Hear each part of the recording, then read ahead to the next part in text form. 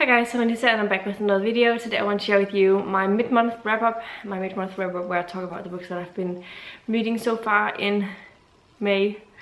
And May has been rough on me because I have only read 5 books and I DNF'd a book, and none of the books that I was reading has been good. They've been very mediocre or bad books. Let's start out with mentioning the book that I DNF'd. The book that I DNF'd this month was Rage of Dragons by Even Winter. I thought that I would like it, but I didn't realize how heavily military fantasy it was. It was a lot of battle scenes all the time, and that usually doesn't work with me. And I found after having listened to a couple of hours, I think 2.5 hours or 3 hours of the audio, that I didn't actually know at all what had happened at this point, because I lost interest in listening to the audio. So I decided to DNF it, because there's no reason for me to spend time on it if I don't actually listen to it anyway. And so that was my reason for stopping it.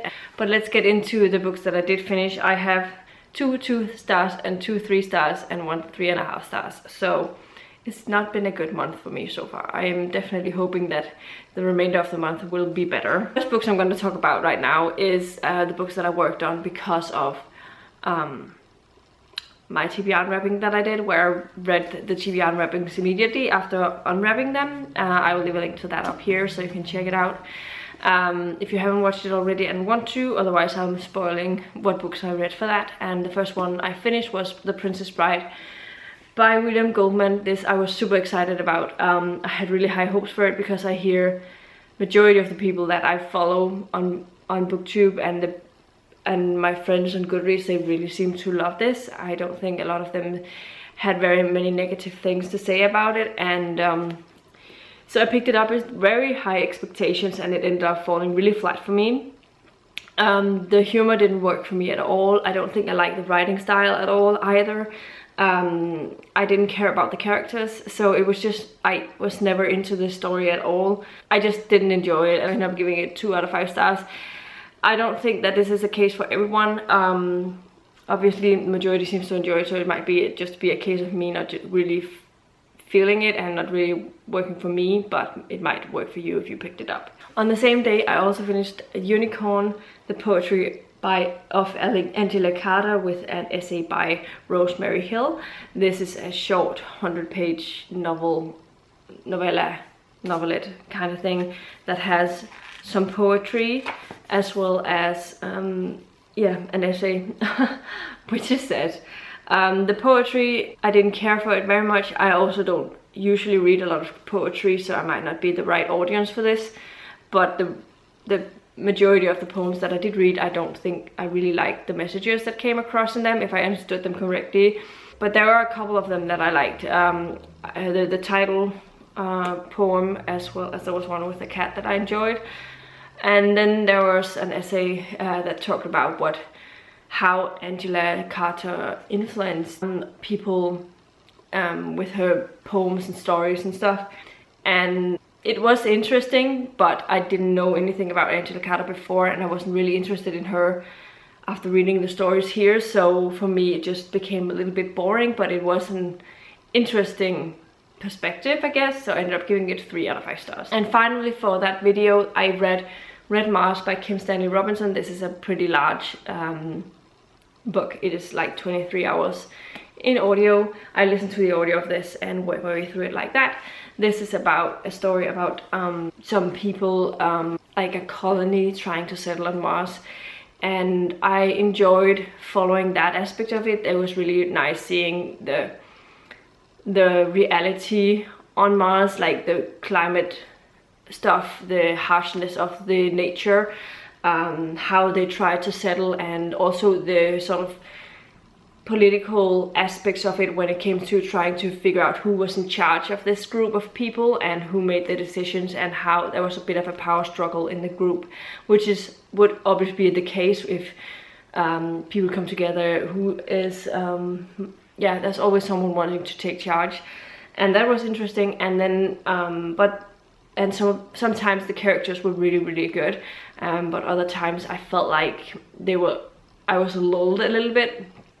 I did like the end of the book a lot, and definitely made me interested in reading the next one, I think. And so I do think that it could have been cut off in terms of some of the story could have been edited out, or it could have been shorter in places, and still have the same impact and tell the same story. But I don't think it was a bad story at all, but it wasn't a favorite or anything. That's why I'm landing on a 3.5 stars for this. But as I said, the ending was really strong, so I'm definitely considering continuing with the next one after this. So yeah. The next book that I finished was an ebook, and that was Rock Addiction by Nalini Singh. This is a rock and roll romance. It's the beginning of a series. It follows this girl who is from New Zealand. She has a sister who is sort of a manager of this rock band. And they come to New Zealand to do some concerts and do some, like, just staying there for a bit. And she goes gets involved in a romance with the lead singer of this band and everything that entails. And I was looking forward to actually picking this up because I know that she can write a really good romance. I know that she can write really good books, but this one didn't work for me super much. Let's start out with the positives, because I did actually enjoy the characters separately. I like their backstories, sort of where they came from, what struggles they've met in the past, and I really enjoyed the friendship between Molly and her best friend, childhood best friend Charlotte, which I thought was interesting. And there are elements of the romance I enjoyed. However, there was also things from the romance I didn't like. There was a lot of possessiveness coming from Jax's perspective that I didn't really like. I don't understand why that was necessary to write him like that. And also, then from Molly's perspective, there was a lot of jealousy involved. She was very jealous when he interacted with fans, which I found a little bit weird, that she didn't have any trust in him whatsoever. And yeah, that's something I didn't really like about her character, and it seemed a little over the top at times. Other than that, there was also just way too many sex scenes for my personal enjoyment. I think it was like constantly that the chapters would be broken up with them having some sort of sexual interaction in some way. And I think that if she had cut down on the sexual content a little bit, she could have cut up like 100 pages, and I still think she would have satisfied those who really want to read some steamy books. This just seemed a little too much, because it lacked, every time she was sort of pulled out of where I felt like the characters were going, and I felt like there was some sort of movement with their relationship on a more personal level, yet always it would be interrupted with a sex scene or something like that. There won't really be like that more depthness to their relationship,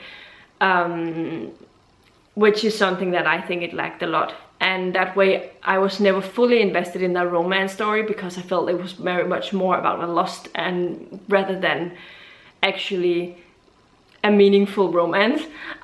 So that's why I ended up giving it 3 out of 5 stars. And the last and final book that I finished was Night Film. This is another really chunky book. I didn't realize how chunky the books were when I put them on my TBR, but this one was 26 hours long, the audio. It definitely didn't need to be that. So Night Film is a sort of murder mystery that follows this investigative journalist who decides to look into something that is deemed to be a suicide. It's a girl. She is a pretty famous person. She is an actor, and she suddenly dies. Police deems it being like suicide, but he doesn't think that that's the only thing there is to it, so he decides to investigate a little bit deeper and finds a lot of secrets with her family, because her father was a very important person in the film industry, and sort of that way. And I think that I would have benefited maybe a little bit more from the story if I had the physical book of it, because I heard that it was like a mass media thing, that it had an interesting format with different files and stuff like that to break up the different things, but I still found it way too long, and there was a lot of times that I don't feel like we got anything in terms of the mystery, and because of that I just never really connected to the story as a whole, and I wasn't super into it. So because of that I ended up giving it only 2 out of 5 stars. I definitely think it was way too long, and it didn't work for me in the way that I had hoped. I do think that I might have liked it better if I had the physical copy with me, but I didn't, so I can't review it like that. So I also think that if the book doesn't do well enough on its own without that, then it lacks something. So I don't think it could ever have been a really good book for me. So those are the things that I've finished so far this month. It's definitely not been my most productive first half of the month, but it was, like I said, 2 600-page books, and it definitely take up a lot of my time. But I am currently working on a couple of books. One of them is almost 600 pages as well. One of the books that I'm working on is Wintersmith by Terry Pratchett. I am about halfway into it, and I started on it yesterday. At least I'm very much enjoying that one, so I have high hopes that I'm definitely going to get a higher rating in by the end of this book. The other book that I'm also currently working on is an arc of The Iron Crown by L.L. McRae, which I received earlier this month, and I hope to have it up soon, a review of it, and because the book will be released by the end of the month, so I think that will be good. I am about halfway into it, so I'm very much enjoying it so far. I definitely find it very interesting. It's a lot better than what I've been reading so far, so I'm at least really happy about that. So it seems to be getting me out of a slump. I think it's a good thing that I started on it yesterday. No, I started on it Friday, but I didn't read very much that day. It was just only like a couple of chapters. So I read the majority of it yesterday and today. So I'm hoping to get to 300 to 350 pages into it today, and then hopefully finish it up over the first couple of days into the next week. That's my aim, because I'm very much enjoying it right now, so I think it's going to be easy for me to pick it up over the next coming days. And yeah, so this was everything I wanted to talk to you about today. Let me know in the comments down below if you've read any of the books that I've been talking about today, what you thought of them, if you agree that they are probably not the best things. If you really enjoyed it, I would also like to know why and what made you really enjoy them. Otherwise, have you read anything interesting this month so far? Also let me know about that if you have any good recommendations for me. Yeah, and if you like the video, please give it a thumbs up, subscribe to my channel if you haven't already, and I'll see you in my next video very soon. Goodbye.